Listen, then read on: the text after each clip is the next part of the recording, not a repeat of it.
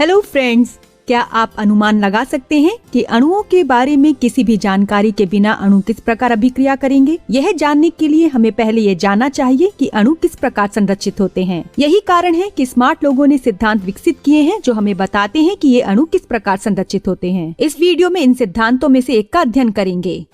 उपसहन संयोजक संकुल मध्य 19वीं सदी से रसायनज्ञों को ज्ञात थे। हालांकि उस समय उनकी संरचनाओं के बारे में कोई संकेत नहीं था। वर्ष 1893 में एक स्विस रसायनज्ञ अल्फ्रेड वर्नर ने संकुल आयन संरचनाओं और उनके निर्माण के प्रथम व्यावहारिक सिद्धांत का प्रस्ताव दिया, जिसे वर्नर के सिद्धांत के रूप में जाना जाता है। उन्होंने प्रस्तावित किया कि संकुल हेक्सामिन कोबाल्ट 3 क्लोराइड में CO3+ आयन एक अष्टफलक के शीर्षों पर स्थित 6 अमोनिया अणुओं से घिरा हुआ है, जबकि 3 Cl- आयन मुक्त आयनों के रूप में वियोजित हो जाते हैं। वर्नर की प्रस्तावना कोबाल्ट 3 क्लोराइड और अमोनिया के संकुल यौगिकों के साथ उनके व्यापक प्रयोगात्मक कार्य पर आधारित है। वर्नर ने कोबाल्ट 3 क्लोराइड और अमोनिया से बने विभिन्न यौगिकों को निर्मित किया, जिनमें से सभी के रंग अलग अलग थे और उन्हें तदनुसार नाम दिया गया।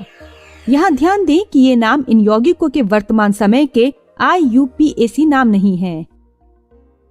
इन सभी यौगिकों में अमोनिया होती है और इस प्रकार उन्होंने तर्क दिया कि जैसे अमोनिया अमोनियम क्लोराइड बनाने के लिए तनु हाइड्रोक्लोरिक अम्ल में वियोजित हो जाती है, ठीक वैसे ही इन यौगिकों के जलीय विलयन को विलयन में अमोनियम आयनों के निर्माण के लिए तनु हाइड्रोक्लोरिक अम्ल के साथ अभिक्रिया करनी चाहिए।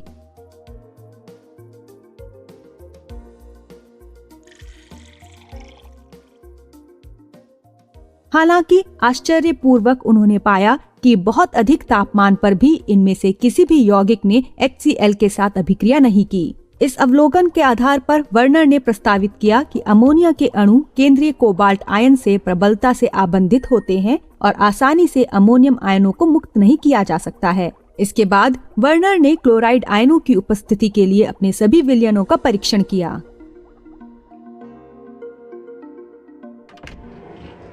जैसा कि हम पहले से ही जानते हैं, जब क्लोराइड आयनों से युक्त एक विलयन Ag+ आयनों की अधिकता के साथ अभिक्रिया करता है तो क्लोराइड आयन AgCl के रूप में निर्गत होते हैं। तदनुसार वर्नर ने सिल्वर नाइट्रेट के साथ सभी 4 यौगिकों की अभिक्रिया की और परिणामों का मात्रात्मक विश्लेषण किया।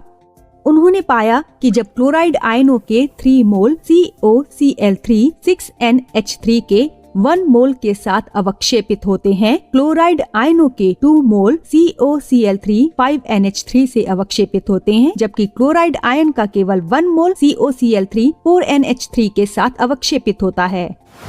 इससे वे इस निष्कर्ष पर पहुँचे कि धातु आयन से आबंधित सभी क्लोराइड आयन आयनीकृत नहीं है।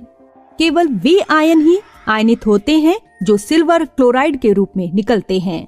वर्नर ने इस संयोजकता को प्राथमिक संयोजकता का नाम दिया। वर्नर ने अणु के उन हिस्सों जो आयनित नहीं थे और उपसहन संयोजक बंधों द्वारा केंद्रीय आयनों से दृढ़ता से बंधे हुए थे, उन्हें द्वितीयक संयोजकता का नाम दिया। प्राथमिक और द्वितीयक शब्द हालांकि अब समान महत्व नहीं रखते हैं। वर्तमान संदर्भ में प्राथमिक संयोजकता संकुल में केंद्रीय धातु आयन की ऑक्सीकरण संख्या के बराबर है, जबकि द्वितीयक संयोजकता इसके उपसह संयोजक संख्या के बराबर है। वर्नर का सिद्धांत इन संकुलों की संरचना पर भी प्रकाश डालता है। प्राथमिक संयोजकता आदिशात्मक होती है, जबकि धातु के लिए द्वितीयक संयोजकता में विशिष्ट स्थानिक व्यवस्था होती है और यह व्यवस्था उपसहन संयोजक यौगिक को एक विशिष्ट ज्यामिति प्रदान करती है। तदनुसार उन्होंने इनमें से प्रत्येक संकुल को अष्टफलक के रूप में दर्शाया। सारांश: वर्नर के सिद्धांत के अनुसार उपसहन संयोजक संकुलों में केंद्रीय धातु आयन में 2 प्रकार की संयोजकता होती है। प्राथमिक संयोजकता जो आयनीकृत और द्वितीयक संयोजकता जो अनायनीकृत है। प्राथमिक संयोजकता अदिशात्मक है, जबकि द्वितीयक संयोजकता संकुल को एक विशिष्ट ज्यामिति प्रदान करती है। एक अणु या उपसहन संयोजक यौगिक केवल उतना ही अच्छा होता है जितना कि इसके अवयवी भाग। आपके पसंदीदा सैंडविच की तरह। आगामी वीडियो में इन अविश्वसनीय अणु के बारे में अधिक जानकारी प्राप्त करेंगे।